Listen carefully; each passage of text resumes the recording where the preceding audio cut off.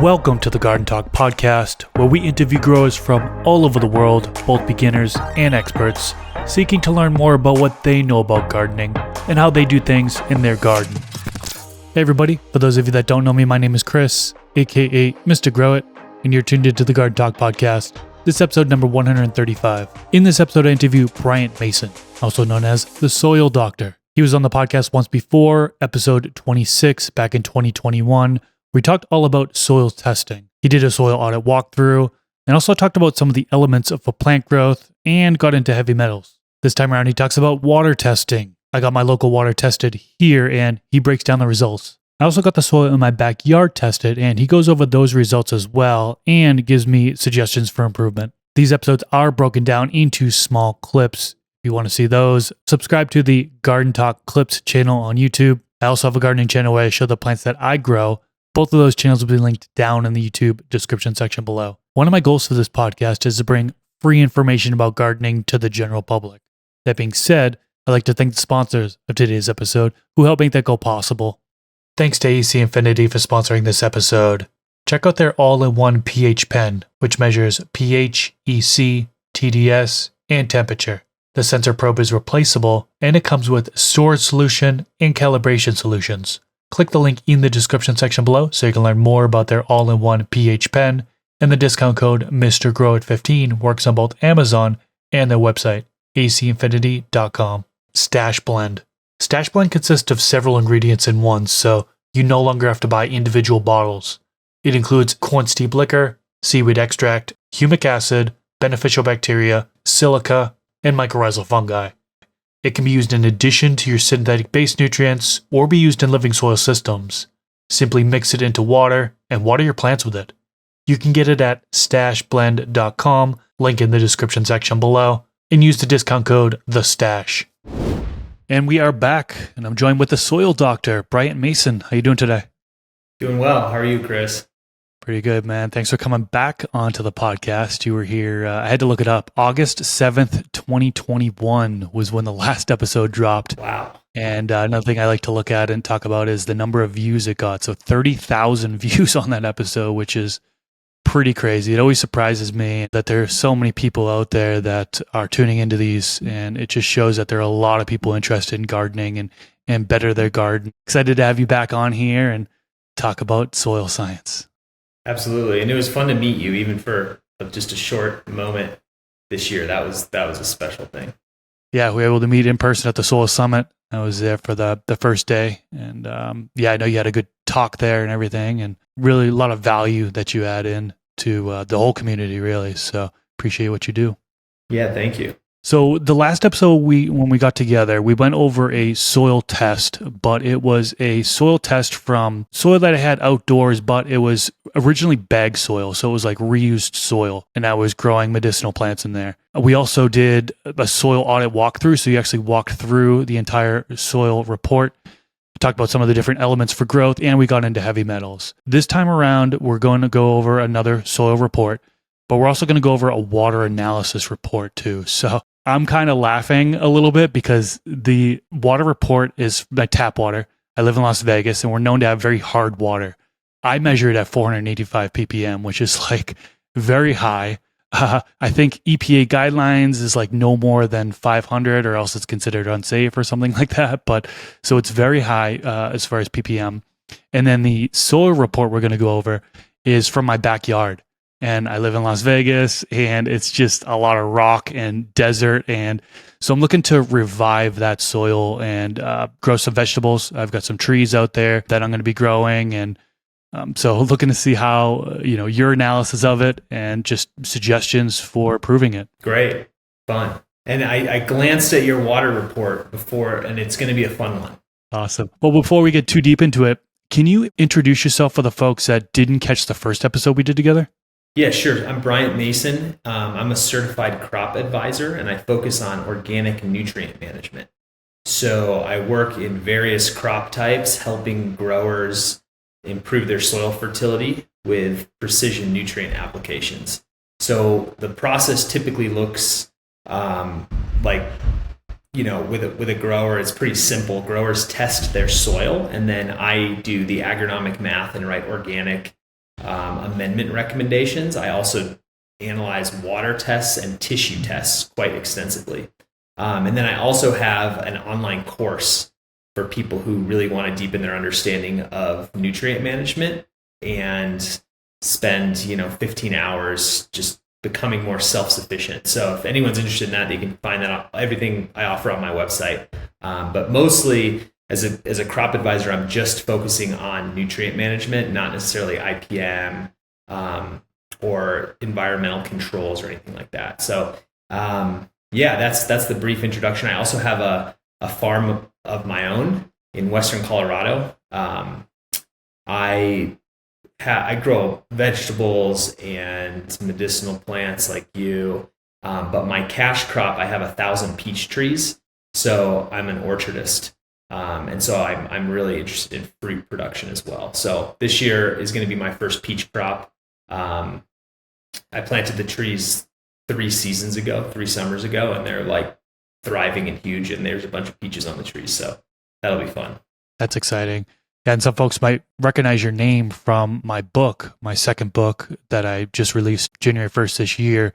I gave you a mention. I talked about kind of soil testing, how you should get to soil tested. And then you can also link up with somebody like you who's going to be able to give you advice on what you can do for the soil. And really this episode, you're going to kind of get a glimpse of that. So where would you like to start? Would you want to start with the water? Yeah, let's start with the water. I know that was your main priority. So let's start with that. The water report, I just want to say before we dive into this, I think this is the most underutilized, underrated single test that people can do. And the reason for that is sort of twofold. The first is that if you think about inputs to your system, to your soil, water is the biggest input. So over multiple irrigation cycles, over multiple years, whatever's in your water is going to influence the soil solution more than anything else. And the soil solution is essentially the water that's available for roots in the pore space of the soil. And so whatever the chemistry of your water is, that's really what's going to define the chemistry of your soil solution over the long term. So it's your biggest input from a heavy metal standpoint, from a salt standpoint, from a nutrient standpoint oftentimes. And then the other thing is water does change, obviously. Like wells, for example, can fluctuate a little bit from fall to spring, but by and large, water, a single water test will tell you exactly what your water is going to look like or the pattern that it's going to exhibit over the long term. So really, in my opinion, you only need to get one water test, and then you know your water forever, more or less. If you really want to double check things, you can, but if you get 3 water tests, they're all going to look pretty similar. So the reason I like that is you only have to pay for one water test. It's very inexpensive, and you get a really good sense of the chemistry of your water. So let's dive into it. So the first thing that people often look at, and it's the first metric on the soil test, is pH. Most growers are familiar with pHing their water up or down. Generally, it's going to be down. And pH is important, but it doesn't tell the full story of whether or not you should acidify your water. And we'll get to why that is with a second metric a little bit further down the water report. The next metric on the soil report is hardness. You mentioned this. Hardness is really just a summation or an aggregate calculation of the calcium and the magnesium content in the water. So it's really just telling you the mineralization of calcium and magnesium. It's a pretty simple equation you can look up online. And in your case, you have 338 parts per million of hardness, which is a lot, like you mentioned. That's a lot of hardness. So you have a lot of calcium and or magnesium in your water, and we'll get to that. And just to back up, I didn't actually mention what your water pH was for listeners. It's 7.7.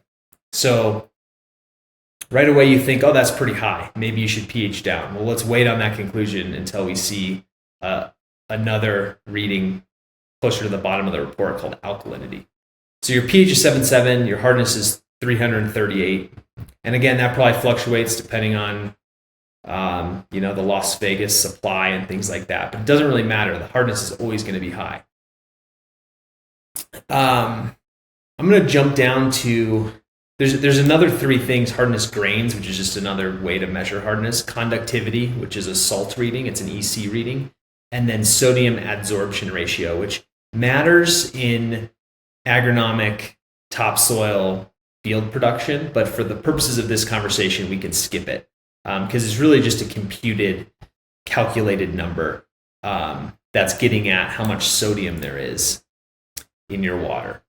Do you have any initial thoughts or questions before we keep going? Yeah, couple. Just to back up a little bit, you mentioned one water test should be fine. They're really not going to change. I heard it may be changed like over the years. Like, should it be, maybe this year get a test, next year you could see a different result, or are you saying no, that wouldn't be the case? I mean, you'll always see fluctuations. Even if you took a test tomorrow, you would see the numbers just slightly different. But my belief is the pattern of what we're going to see here on this report isn't going to change. So yeah, the pH might fluctuate a couple tenths of a point. The hardness may go up or down, even 20 or 50 parts per million. But the underlying pattern of the water is going to be the same, which is that you have hard water with high pH, high sodium, low bicarbonate, etc. So as a consultant, I think there are tests that you should take frequently, but I'm constantly aware that you're trying to save money as a grower. So I don't think the low-hanging fruit is to continually water test, because you're pretty much going to come to the same conclusion, even though it will fluctuate a little bit. Now, of course, there's going to be parts of the country where the water fluctuates a lot. So that's not a universal statement, but by and large, you only need to take one water test, in my opinion. Okay. I do have a few more questions, but I'll gather some more questions and ask them when we're done with the water section. Okay, sure. So the what's always most interesting to me when I see a high pH is the next 5 or 6 things I'm going to talk about. So calcium, magnesium, potassium, and sodium. Those are cations. They're the dominant cations in soil, and they are the dominant cations in water too. And they're going to really define the cation balance in your soil solution. So 3 out of the 4 of these are nutrients to the plant. Sodium's not a nutrient, but calcium, magnesium, and potassium are extremely important beneficial nutrients. So the balance of those 3 really matters. So calcium's 107 parts per million. That's a lot. So that's what's creating all that hardness in your water. You're in this arid environment in the western United States that doesn't get tons of rainfall, and so it's very natural for there to be really high calcium levels in the parent material and in the rock formations, in the geology. And so when the water moves across the surface of the land or underground, it picks up those calcium ions, and that's why your calcium is high. Now, luckily, calcium is a nutrient for plants, and it's a very important, maybe underrated nutrient, and so it's fantastic in certain ways that the calcium is so high. However, the calcium is coming with other things that usually aren't as beneficial, so hardness in and of itself is not a problem. That high calcium is, in my opinion, a good thing. The magnesium is 17 parts per million, which is slightly elevated, but compared to the calcium is not very high. So that calcium to magnesium ratio in your water is just fine. The potassium's 3 parts per million. It's very rare to see high potassium in natural sources of water. And by the way, is this municipal water from Las Vegas? Yes. Yep. Okay, so here's the kicker. I'm going to jump to sodium. This is, in my opinion, the greatest weakness of this water. It's not pH, it's not salts, it's not hardness, it's sodium. Your sodium is a whopping 48 parts per million. And there could be a number of reasons why this is. It's hard to know. The first is the city of Las Vegas could be trying to soften the water. And when you soften water, you essentially, there's a number of different ways to soften water, but one of the most cost-effective ways is to exchange sodium. And so you're essentially removing the calcium and the magnesium, and in doing so, you're sort of replacing it with sodium salts.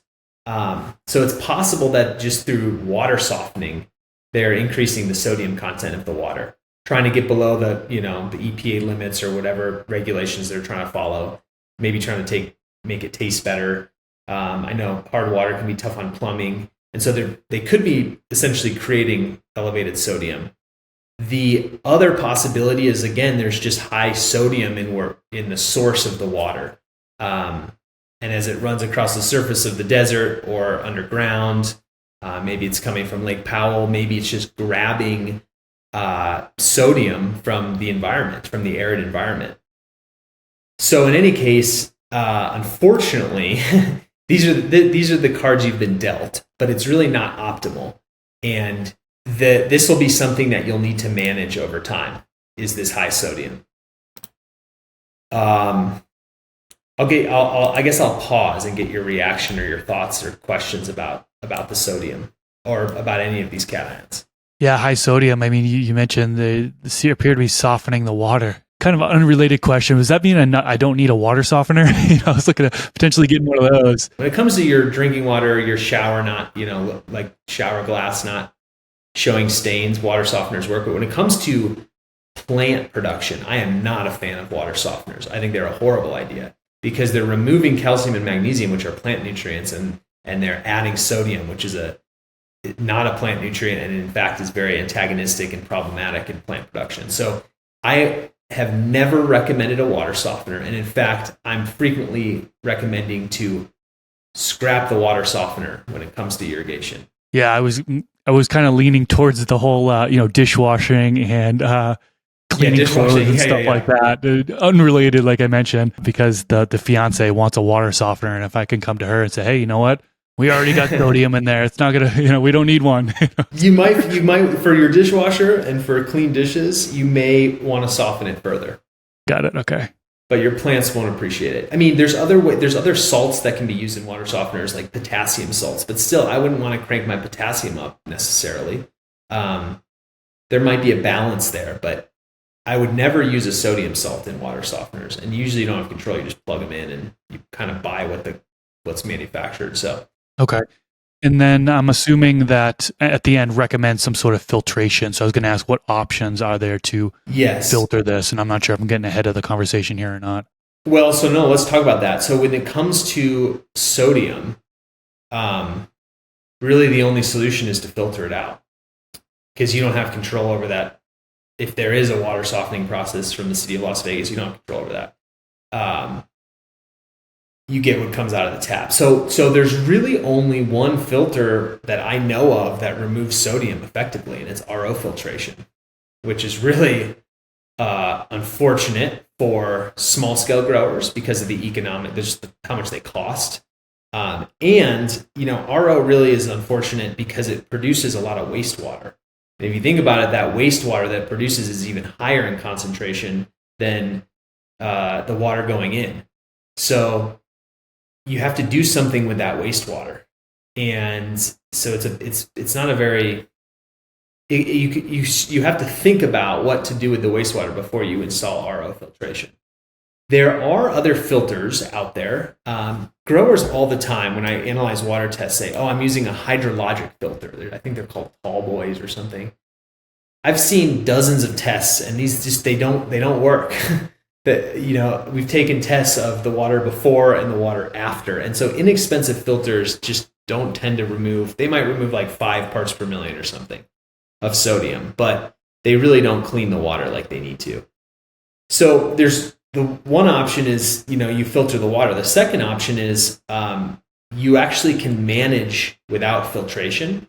And essentially what that looks like is you irrigate and you balance the other cations with nutrient applications. And you water with your high sodium water, and then every once in a while you flush. So what will happen is you irrigate with high sodium water, and over time that sodium accumulates in your soil because the plants, well, let's just say a lot of that water evaporates into the air, but the sodium doesn't evaporate with the water. The sodium stays. So the water comes in with the sodium, the H2O evaporates, but the sodium stays. So over time it starts to accumulate in the soil.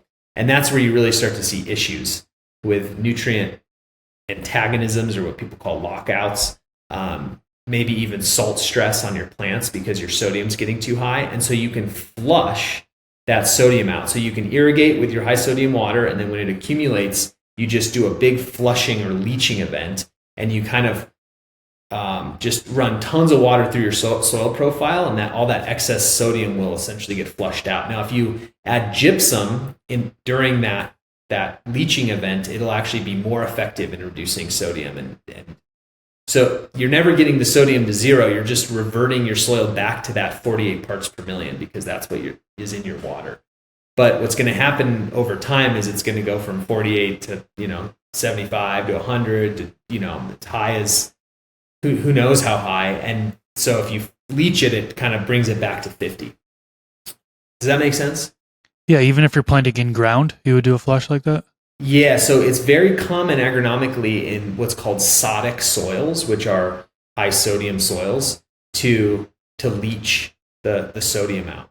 Now, that assumes that your soil drains well and that you have enough water to do this kind of flush. You're not like water scarce. And it's not perfectly effective by any means, but this is how like people in Arizona grow all the time in topsoil. So now if you had like a really poor draining soil, a really clayey soil, like for whatever reason you just couldn't do that, then it's not going to be as good of an option. You really want your soil to drain well. And it takes a lot of water. You really got to just like leave the sprinklers on for a couple days type of thing. And it's also something you don't have to worry about yet. So you can sort of ignore this problem for a while. In a high precipitation places that get more than about 30 inches of rainfall per year, which isn't Nevada, unfortunately. But for listeners who have maybe high sodium water, but live in a place where it rains a lot, that process happens naturally. So you're never seeing elevated sodium because the rainfall just keeps moving through the soil profile. And sodium, luckily, is very mobile in the soil. So it moves through the soil profile and out of the root zone pretty easily. Okay. And then the sodium listed here, 48 parts per million, you said it competes with the other cations, potassium, magnesium, calcium, and calcium's higher at 107, magnesium's at 17, and then potassium's at 3.4. So is that enough calcium, I guess, enough of the other cations to kind of compete with the sodium? That's a good question. So yeah, I mean, there's two issues with sodium. One is that it competes with the uptake of other cations, and the other is that it increases the osmotic stress, or let's just call it salt stress on the plants. So at high levels, it just adds more salt stress. And so it's harder for the plant to uptake water. And at these levels, it technically what the plant is seeing is milliequivalence, which is it's a little bit more accurate way to look at cations is like milliequivalence. It looks at the size of the ions in addition to the quantity. And so, yeah, I wouldn't worry about it. I would worry about it antagonizing potassium first and then magnesium. It will reduce the uptake of calcium, but the what's going to really hold your plants back is going to be potassium and magnesium. And we can see that on the saturated paste report, which is a soil report. If you look at percentages, let's wait on jumping over there for now, but that would be the place to see if it's going to really create like nutrient deficiencies of other cations, would be on the paste analysis. But you got it. I mean, it's mostly potassium where there's going to be issues. Understood. Okay. What else do we need to know about this? Okay, so I mentioned high pH. So you might think, oh, well, can you acidify the water? Well, you could drop the pH of your water with acid, but there's some waters have a pH of 7.7, and they just need a tiny bit of acid to drop the pH. And there's other waters with a pH of 7.7 where you need quite a bit, maybe a whole handful. In a drum of water or something. So why is it that one water with the same pH as another water might need a little versus a lot of acid to drop the pH? And it's something called alkalinity, which is the water's resistance to pH change. And with water that has low alkalinity, what that means is that the soil is going to buffer the pH very easily. So if you have low alkalinity in your water, your soil, it'll just very quickly reflect the soil pH. Or another way to say it is it's not going to change the soil pH very easily. Now, a water with a lot of alkalinity means there's a lot of minerals that are all putting upward pressure on the pH. That is a water that should be acidified because it will influence the soil solution pH quite significantly. So luckily, even though your pH is 7.7, your alkalinity is relatively low. And so the kind of arbitrary number I use for alkalinity and when to acidify versus when to not is 120 parts per million, and you're at 70. So, the high pH isn't ideal. It's not optimal, but it shouldn't dramatically affect your soil pH. And just giving a little foreshadowing to your soil is a very mineral-rich, calcareous, high calcium, very high pH soil. So this water is not going to affect the soil pH. Your soil pH is it's like an ocean liner. You're not going to be able to move it very easily.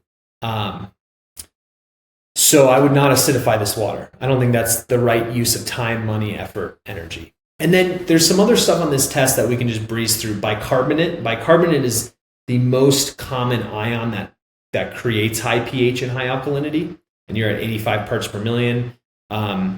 So essentially what you're doing when you add acid is you're neutralizing that bicarbonate, and that drops the alkalinity in the pH. So you're probably, there's probably sodium bicarbonate in your water, essentially baking soda. So that's just another mineral that's in your water. And then chloride and sulfate. So chloride at 94 parts per million is slightly elevated, but the best way to manage chloride is not to freak out about how much is in your water, but rather to just keep an eye on chloride levels on the saturated paste report. And when that starts getting elevated, then you should do a leaching event, similar to what I discussed with sodium. And then sulfate. So sulfur is a beneficial plant nutrient. It's very high in the arid west in soil oftentimes, and oftentimes in water, and sure enough, you have high sulfate. So a lot of the salt concentration of your water is coming from the calcium. Some of it's coming from the sodium, but you have a whopping 235 parts per million of sulfate in the water. So not only do you have sodium bicarbonate, but you also probably have gypsum, which is calcium sulfate in your water. So not a bad thing, but that's also adding to the salinity of your water. The good news there is, you may not need to apply as much gypsum to your soil because you're just getting free calcium and sulfur. Now, unfortunately, it's coming with sodium and chloride and things like that as well. So the reading on this, this salt concentration is showing 618 ppm.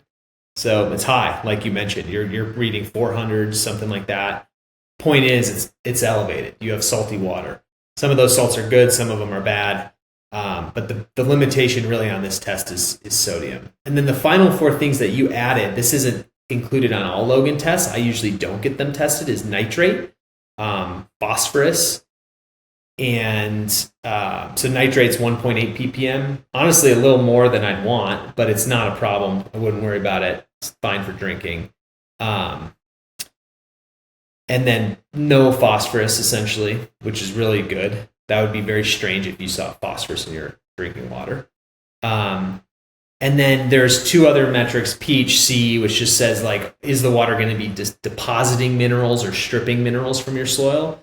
And yours is 7.6, so that's a resounding deposition water. It's going to be providing minerals to the soil because it's so high in salts.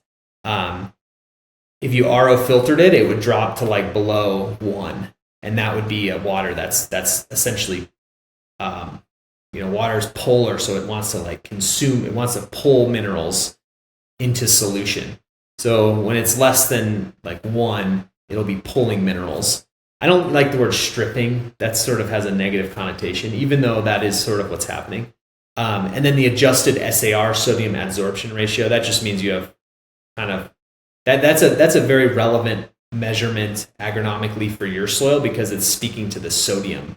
But it's more of it's not really helpful for growers. It's helpful for people like me to determine when to suggest leaching soil. In this case, I would. So that's a lot. So that's everything on the water report there. I do have a few questions in regards to it. You talked about adjusting the pH. You wouldn't really have to adjust the pH in my particular case, but just for the folks listening, what are some general recommendations as far as how to adjust the pH?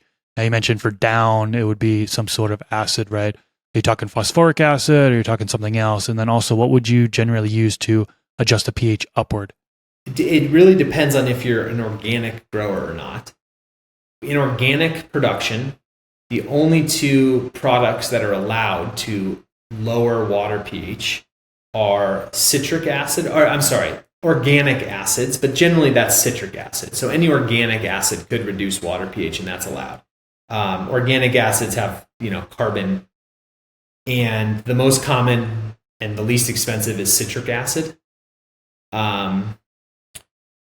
And the other option that's even more economic and really the only viable option for growers that are growing at scale is sulfuric acid. Sulfuric acid is pretty caustic. You got to be careful working with it. You just be careful with the PPE, and if you're, for growers like around me who are reducing their water pH, they use sulfur burners, which is a technique that used to be used in indoor cultivation. Oftentimes, you're like essentially sterilizing a room with a sulfur burner. This is different. You're burning sulfur and injecting it into your irrigation water, and it reduces the pH. But for small growers, organic acids are generally the best option. So yeah, that's I guess what I could say there. Some people get creative with like different ferments, really acidic ferments, or in theory you could do it with like a humic substance, but it doesn't make sense because you're really trying to do this on an ongoing basis. So to continually reduce water pH with a humic acid would be overdoing it. And then pH up. I rarely am increasing pH because generally an easier way to do it is just push your soil pH up a little bit, and then when you water with an acidic water and you water a high pH soil, they combine and create a really good optimal pH. So in my opinion, you just want to line your soil up, and it's okay to use a slightly acidic water. Now, occasionally, if I like over pH, if I'm reducing the pH of my water and I overdo it, I'll just throw in a little bit of powdered lime, calcium carbonate. The bottled products that are more common would be like potassium bicarbonate and things like that. But again, there's just not many instances when I'm recommending an increase in the water pH. Usually I'm decreasing pH, and really I'm just personally I decrease pH most often when I'm doing foliar sprays. I like to decrease my foliar spray solution. It improves the efficiency of the foliar, and I always just use citric acid. Got it. Okay. A couple more questions here on the water report. There's a couple things here that this report doesn't show that are big concerns for growers, which is chlorine and chloramine. Can you talk to us a little bit about those two things? Yeah, that's a good question. I'm curious how the lab tests chloride and if chlorine and chloramine are included in the chloride number.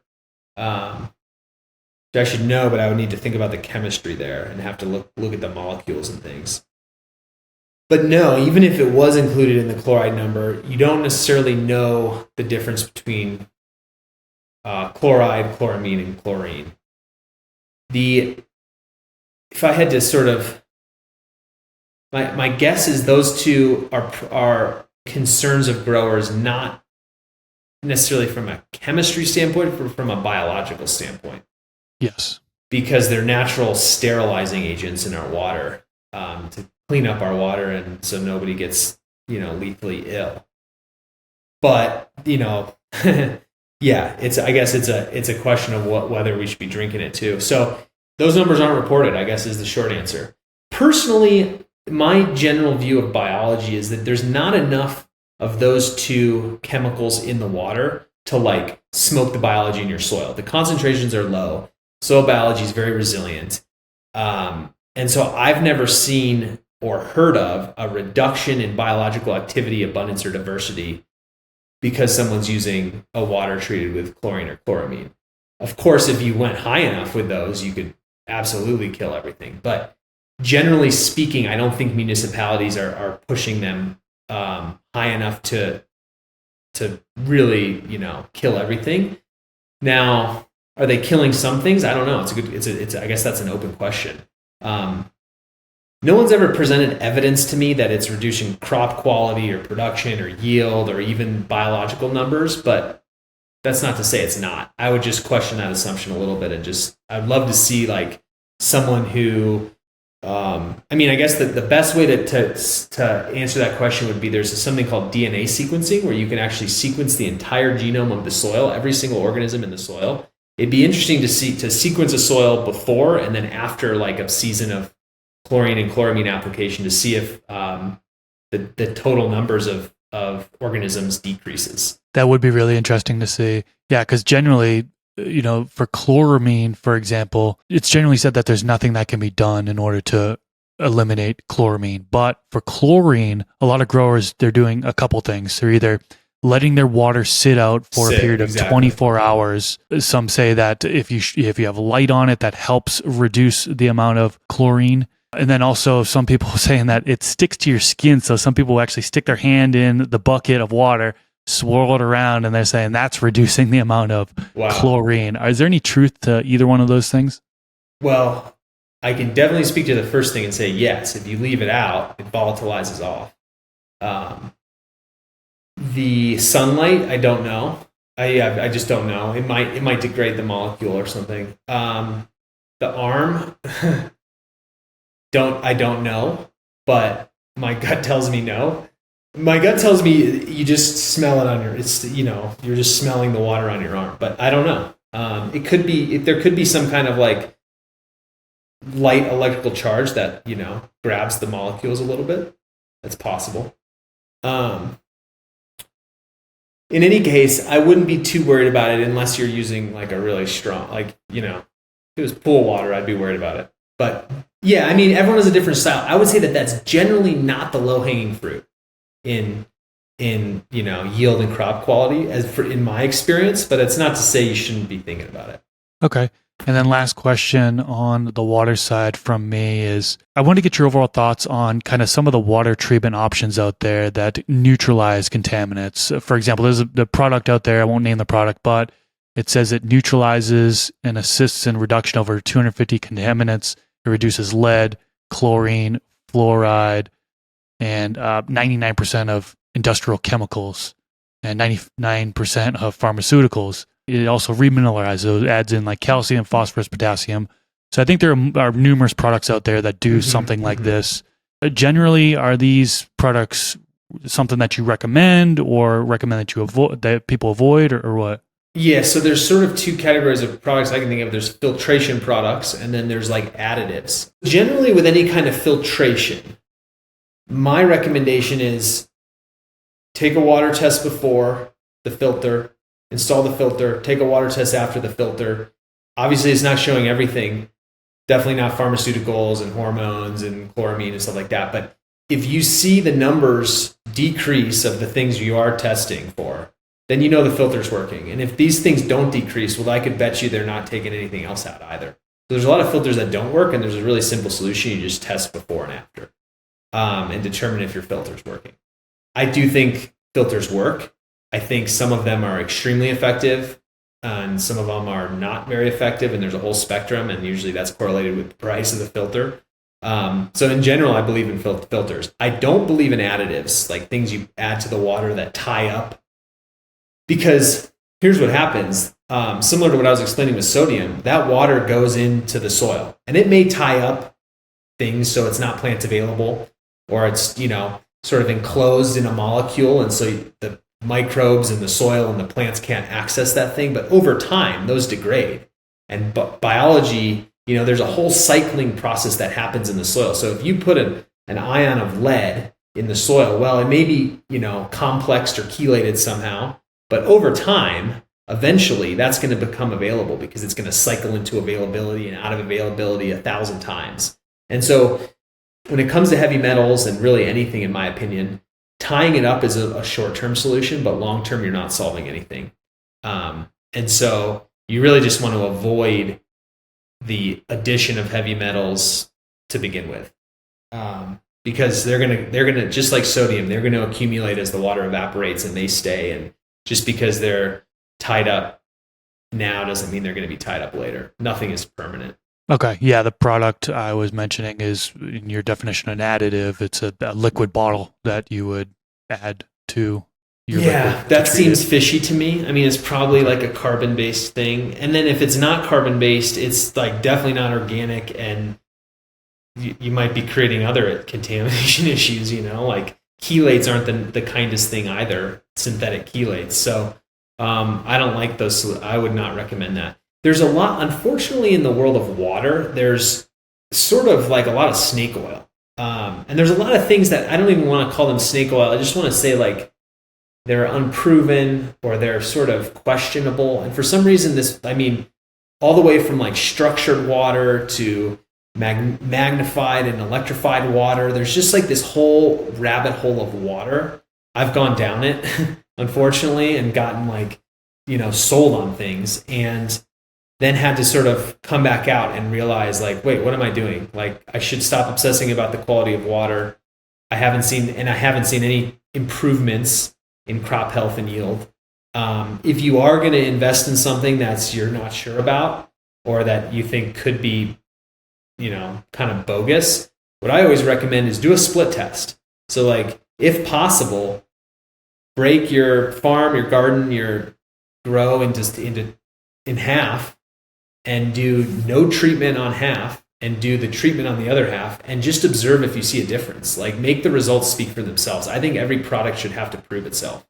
So that's often difficult with water because you're installing something and that's the source of your water. So how are you going to go back and forth? But in general, that's the concept I think all growers should always be thinking about. Is like, if you're going to invest money, try to figure out a way to prove it to yourself that it's going to work. Okay, good to know. Should we move on to the soil test now? Sure, let's do it. So what do we need to know about the soil test? There's two different ones from Logan Labs. There's one that's labeled as soil report, and then there's one labeled as saturated paste report. Yeah. So in general, my recommendation to growers is to get a complete soil test from Logan. Logan's my go-to lab. It's the only lab I use. I've calibrated. I've seen tens of thousands of these tests, so I can't really switch labs because all labs are a little bit different. And I really recommend Logan Labs, partially because they do what's called a saturated paste test as part of their complete analysis. And so a standard soil test generally uses a strong acid, and they extract all these theoretically available nutrients with an acid with a pH of 2.5. And it's supposed to show you what's your bank account of nutrients looks like. And so that's what you see on kind of like any normal soil report. And they have different acid extractions and different techniques. But what Logan does is they then take your soil and they combine it with your irrigation water, and they do a water extract, what's called a saturated paste test. So on the one hand, you see the standard soil test that's like all the nutrients that may be available over decades in your soil. And then you see the saturated paste test, which is, okay, what are the nutrients that are available today, that are soluble, that are available to your roots right now? And the reality is not one or the other, but it's really helpful to see both of those tests to be able to sort of see what's happening real time, as well as the general chemical pattern of your soil. And so that's why I recommend getting both of these. So I guess like the first thing, just kind of like, instead of going through it all in great detail, which, I cover in my course and it takes hours, let me just kind of point out a couple things about your soil that I feel like are relevant. The first thing on the standard test that I see is you have an organic matter of 1%, which is unfortunately quite low. And what this means is, you probably have a gravelly, rocky, sandy soil that just doesn't hold organic matter like a clay soil would. And so it's partially just a function of the soil texture. But it also is a function of where you live in the country. Generally organic matter levels aren't super high in arid environments because there hasn't been eons of tropical jungles and plant growth and forests and things like that. You're in the desert. There's just not a lot of vegetation that's gone into that soil over the long term. So the best solution for you, in my opinion, for your nutrient management is simply large amounts of biomass, of compost, manure, mulch, small amounts of wood chips and biochar. I mean, any carbon-based input, and specifically just compost. I mean, large applications of compost, I think, will work wonders in combination with just Carbonate, cover cropping. I mean, whether it's your vegetables and your trees, or if it's a cover crop, like a living cover crop, over time, that will really start to raise organic matter and just start pushing carbon into the soil. It's a long-term process, but the combination of carbon-based inputs and actually like cover cropping is the best solution for the soil. And, mineralization through organic amendments will help, but at the end of the day, over the long term, you just want to get more organic matter in the soil. That's sort of your insurance policy against all nutrients. So that's the first thing. Would worm castings be in that category? Totally. I forgot worm castings. Okay. Worm castings are great.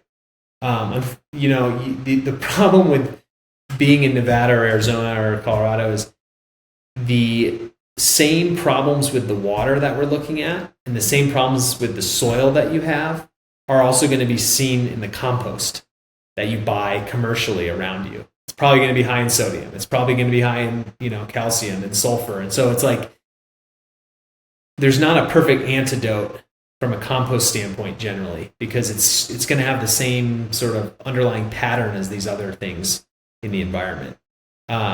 But still, castings, if you can make them, just carbon of all kinds. I mean, like heavy mulch, leaves, and I would personally, in an arid environment with low organic matter, I actually like tillage only because I'm able to incorporate these carbon sources easier. You can get them deep. I mean, you can just broad fork or double dig organic matter as deep as you can go. And then over time, you can back off on the disturbance on the tillage. But for right now, I would just try to get tons of organic matter in that soil. Okay. Yeah, it's rocky out here. I have to use a jackhammer in order to get down low. Oh, man. So yeah, it's pretty brutal. I mean, so that's the other thing that soil tests won't show you is rocks. I mean, rocks are obviously everyone knows rocks are not good for plants, but so sometimes the best investment you can make in a field or a garden is rock picking, which is extraordinarily time and energy intensive. But there's these old farms around here where the entire edge of the farm is like a giant pile of rocks. So some old timer, some pioneer, literally picked the rocks out, and that was the best long-term investment they could have made in that field, because to this day, people can grow in it, and they're not, and I know you're in a garden scale, but there's implements on tractors that can they're called rock pickers that can remove rocks from fields. So anyway, that's interesting. Yeah, get the rocks out, jackhammer it, go as deep as you can go, and in the process, as you're disturbing it and getting the rocks out, try to get castings, organic matter, mulch, anything in there. Will do. So the other things I'm seeing on here is your phosphorus is particularly low. So I like to look at phosphorus on the standard test. You have 28 pounds per acre of phosphate, which is P2O5. For really heavy feeding vegetables, let's just say tomatoes, I like that to be 1,000. So heavy applications of bone meal, I think, would serve you very well. And bone meal or fish bone meal, whatever your preference is, also brings in 3 to 4% nitrogen, 3% on bone meal, 4% on fish bone meal. So I would be thinking about in year 1 and 2, my primary nitrogen source in addition to the compost would be some kind of bone meal. And that'll just really push your phosphorus levels way up and provide quite a bit of available nitrogen as well. Fish bone meal also has nice micronutrients in it. The downside of fish bone meal is it's from the ocean, so it also has high sodium and chloride, which you already have an excess of. So personally, I'd go with bone meal. And so between the bone meals and the heavy compost / castings application, I think that will probably get you the nitrogen that you need. Your nitrogen your available nitrogen, which is tested on a soil test as in inorganic forms of ammonium and nitrate, are both like less than 1 ppm. Depending on the crop and depending on the production system, you want that quite a bit higher, like 25 to 125 parts per million of nitrate, depending on what you're growing, how long it's in the ground, topsoil versus peat-based engineered media. There's a number of variables, but for you, perennial trees and vegetables, I would want that at 30 to 50 parts per million of nitrate. So heavy compost and bone meal should get you there. But the best thing to do is incorporate those things and then retest and see where things fall, because compost is highly variable. So it's hard to be precise with compost. The best thing to do is just get it in there and then retest and see where you're at. But in general, I mean, just to give you a rate on compost or castings, let's just say it's a 1% nitrogen compost, which is pretty typical in like a rich compost. Castings, let's just say 1%. I would apply 20 tons per acre, which is like 440 pounds per 1,000 square feet. So quite a bit. When you spread that, though, it spreads out pretty quick. I mean, that's like probably only a quarter inch or something, but you could easily go with like a half an inch deep and then work it in. And people with a more mellow compost, you could go way heavier than that. You could do 2 inches and just really work it in heavy. I never recommend applying more than 2 inches of compost in a single application. And I would want that to be like a mellow yard waste sort of compost, not a manure-based compost. Castings tend to be rich depending on how they're made. Do you make them yourself? Yeah, I do have a worm bin, so I do, but it's real small scale. It's a small bin in my garage, actually. So yeah, so in your case, you're just applying everything you can make. Yeah, exactly. Yeah, I would just make it as much as you can, as fast as you can, and just get it out there. I do have a local source that has worm castings, but they also add in kelp and rock dust, which I thought was kind of interesting. Yeah, both great products for trace minerals, non-essential but highly beneficial and biostimulating trace minerals. I've always used rock dust and kelp. I've backed off recently. If you're getting tested for arsenic in your, cash crop, I would not use those, but or heavy metals just in general. But I've always used them in my vegetable garden because I'm trying to sort of increase the mineralization of my food.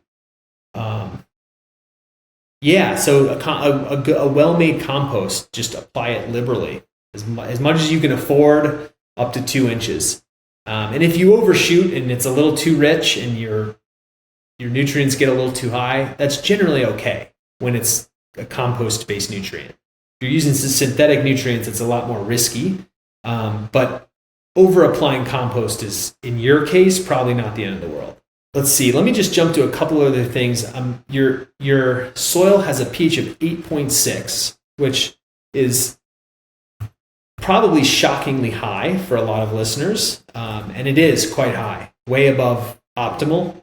And yet, I'll make the point that an excessively high pH is not nearly as much of a problem as an excessively low pH. So if you put a plant in a pH of 8 versus a plant in a pH of 4.5, the plant that goes into the soil with a pH of 4.5 is going to be much worse off, much, much worse off. My soil pH is 8.2, and you should see the explosive growth on my peach trees. So in the West, again, the arid West that hasn't had, thousands of inches, tens of thousands, millions of inches of rainfall over the last several thousand years, those minerals levels are just so high that it pushes the pH up. And we can't, unfortunately, adjust the pH of our soil very easily because there's just huge amounts of free lime in the soil, in the parent material of the soil. So I would not recommend trying to reduce your soil pH. I would simply try to balance the nutrients as well as possible and let the plant rhizosphere acidify just that tiny little area next to the root to make nutrients available instead of trying to acidify the bulk soil.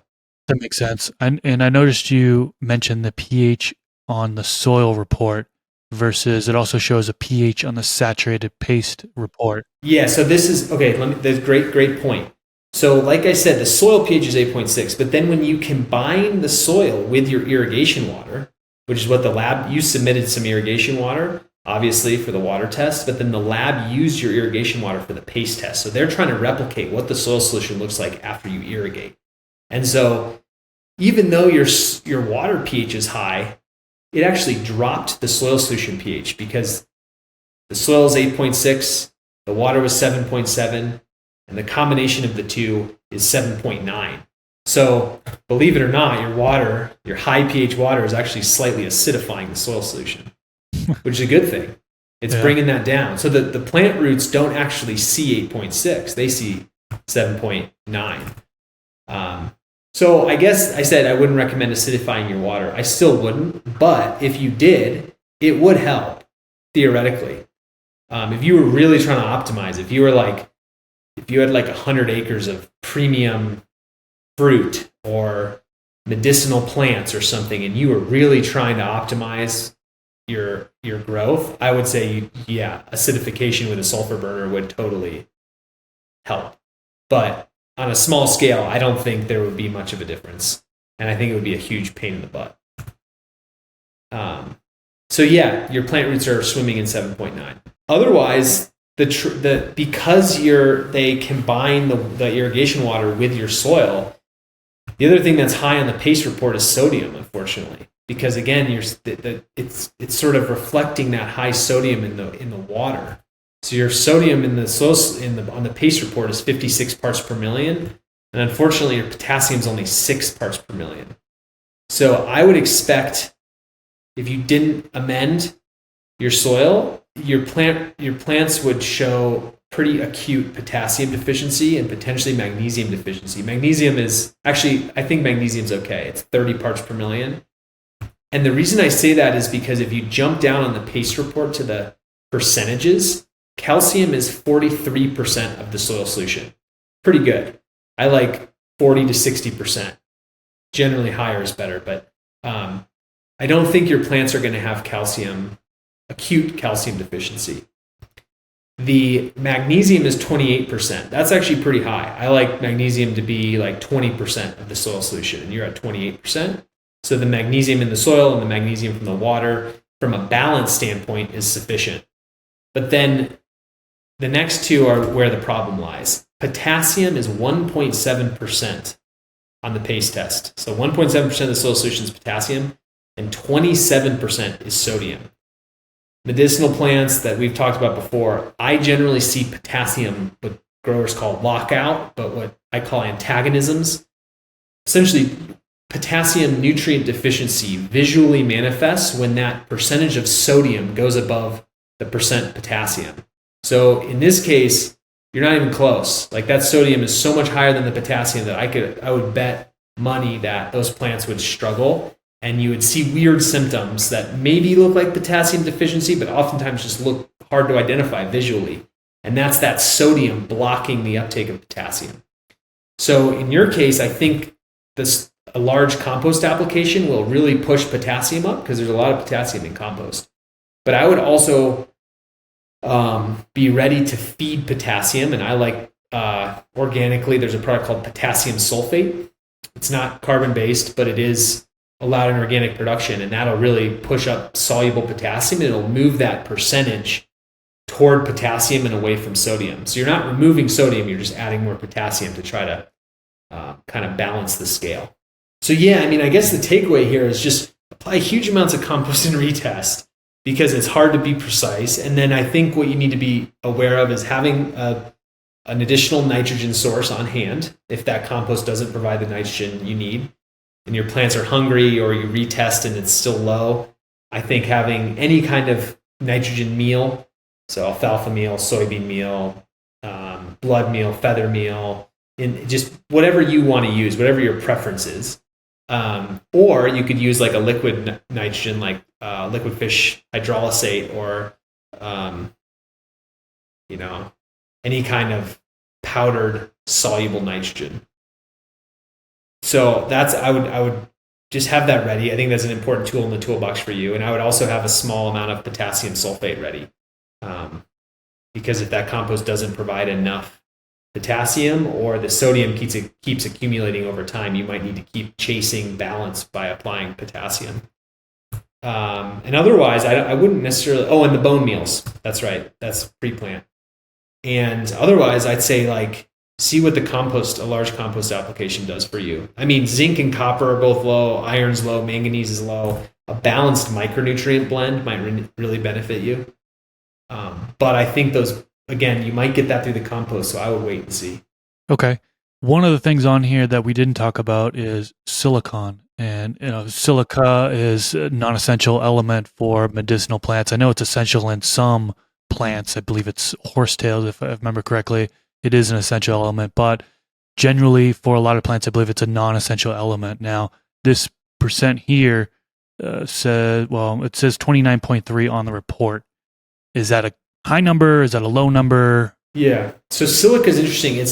Technically it's non-essential, but it's so beneficial that it should be thought of as an essential nutrient for all the plants we're talking about, because it increases abiotic stress resistance, it strengthens cell walls, it just has like a weird almost biostimulating effect on yield and plant growth and health. So generally speaking, silica applications are always going to be beneficial. The reason I don't love the silica number on a standard soil test is I'm not sure that silicon is plant available. So essentially that acidic soil extractant is just kind of dissolving some of the soil, and the silica, I mean, rocks are made out of silica. So a lot of that's just kind of like, it's hard to know if it's actually plant available or not. But to answer your question, 29 ppm is a quite high number. So you have really good silica in your soil. Whether or not it's plant available, hard to know, especially at your high pH level. If the pH was a little lower, I do think a lot more of it would be available. I also think that in theory, biology over time, soil microbes should be mineralizing that into availability. So personally, I wouldn't apply any more silica because it's there. And I think it's important for commercial cultivators to think about.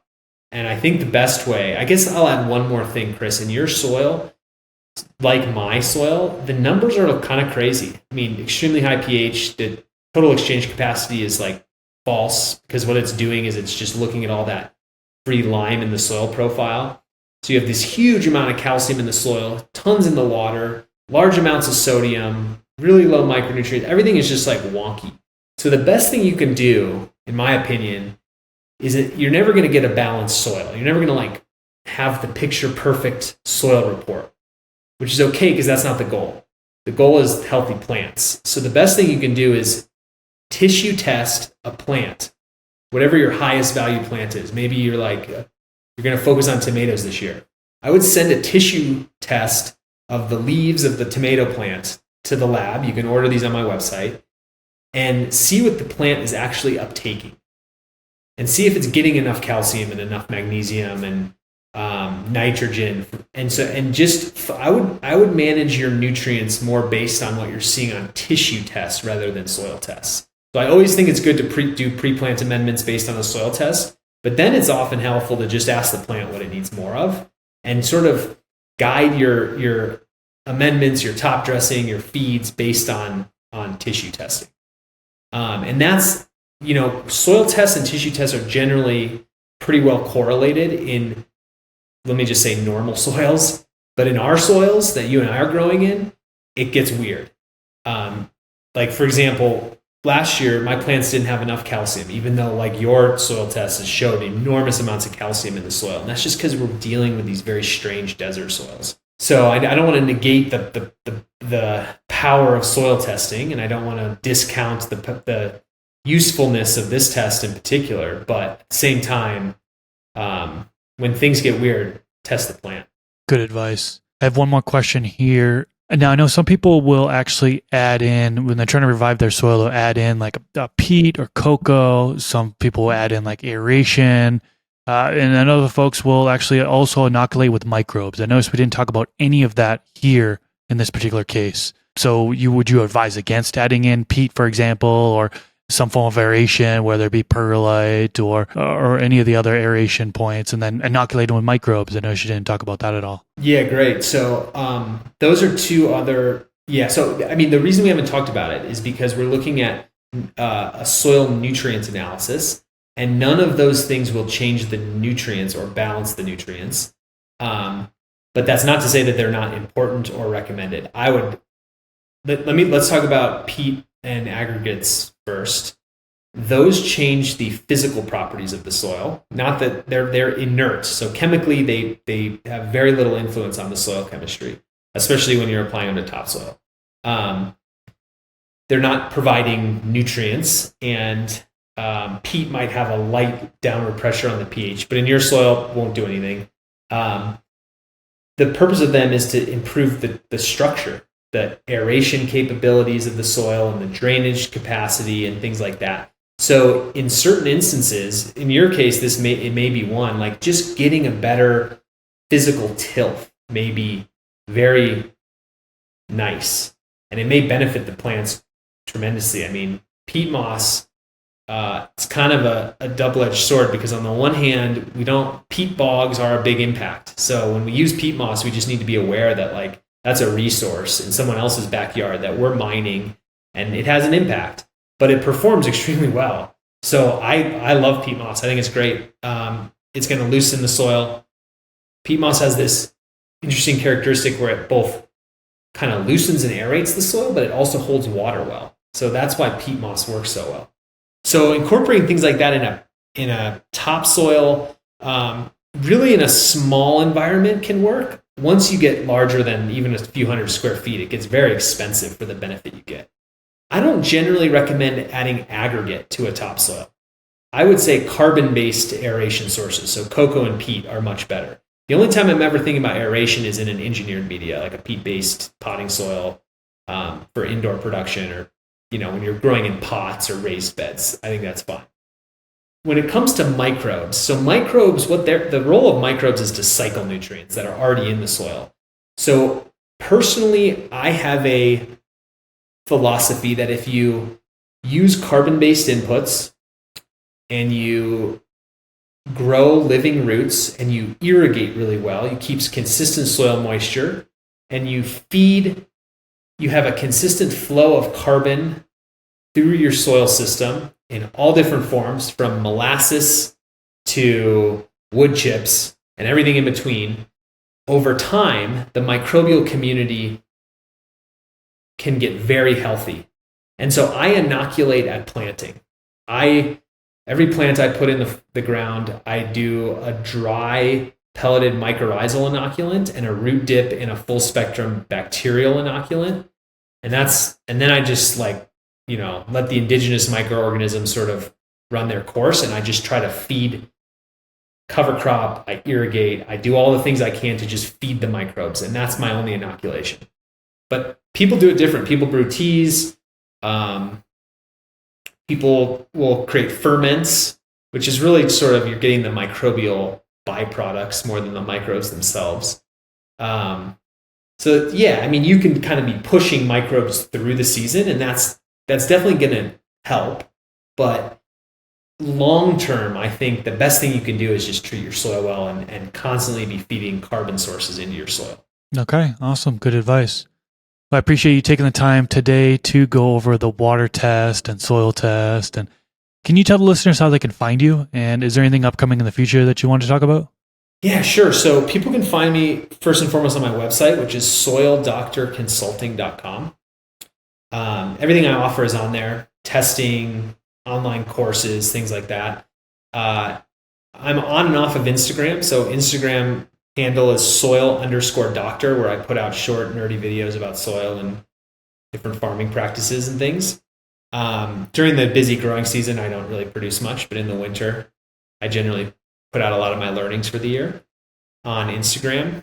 And I would just recommend, no matter the size, if anyone's interested in getting a soil test, it's like, get your soil tested or get a single tissue test or a water test after this conversation.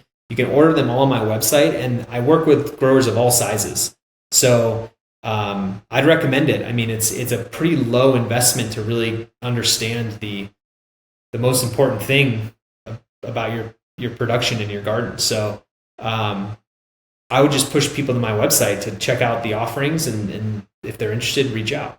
Awesome. All right. Well, I'll definitely have a link down in the description section below so you can easily get to his website. And if you haven't tuned into that previous episode we did together, definitely tune into that. I'll have that link down in the YouTube description section below as well, or you can just search for it on YouTube. Just type in Soil Doctor and Mr. Grow It, and it should pop right up. Should be the first result or so. Bryant, thanks so much once again for coming on here. This has been very insightful. I've learned so much from this, and I have a feeling a lot of my audience has learned from this as well. So appreciate you taking the time today. Yeah, Chris, thanks for inviting me on. I appreciate it, and it's fun to look at your soil and your water over in Nevada. Awesome.